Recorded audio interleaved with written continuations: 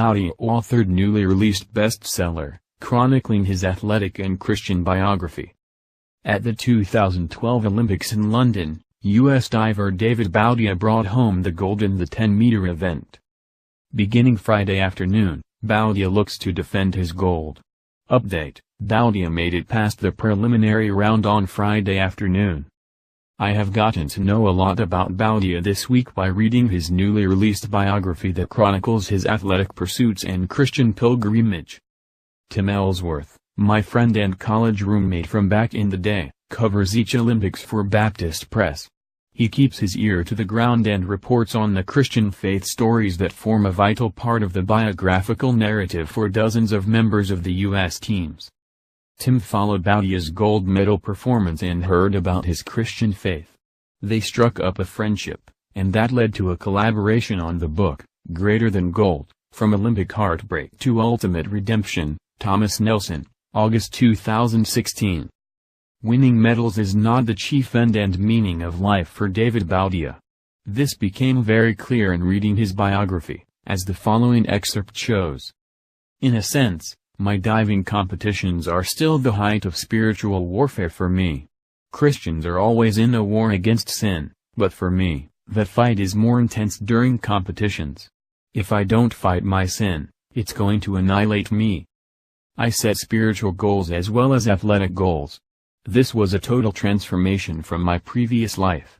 After my conversion in 2009, my perspective wasn't all about me and my success and trying to be a rich, famous stud. Instead, my perspective was based on bringing myself under the submission of Christ and seeing Him glorified in my life. Now that's not to say that winning isn't important. Just because I had become a Christian and winning was no longer my top priority doesn't mean that I didn't pursue it. My competitive nature still burned within me. So while God commands me to love the Lord with all my heart, soul, mind, and strength, and while He commands me to love others around me, Mark 12:30-31, that's not at odds with a desire to win. And guess what? The Bible doesn't say God doesn't want me to sin. God doesn't call me to hold back from training hard or to hold back in a competition, because that's not pleasing to Him.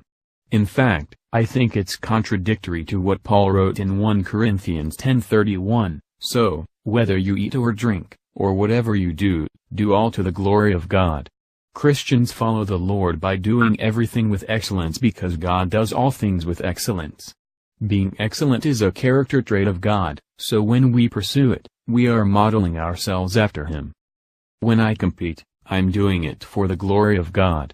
In any given competition I can be a finger pointing to God's goodness and a light shining on His faithfulness. I don't have to tear others down or do whatever it takes to win. If I choose to do it that way, that's disobedience and a perversion of what God requires of us. But to work hard and do my best, to love others around me, that brings honor to God when I'm on the platform. Boudia and Ellsworth have written an excellent faith and sports narrative, well worth your time and money. I'll be rooting on all our U.S. athletes, but will especially be tuning into the diving events this weekend.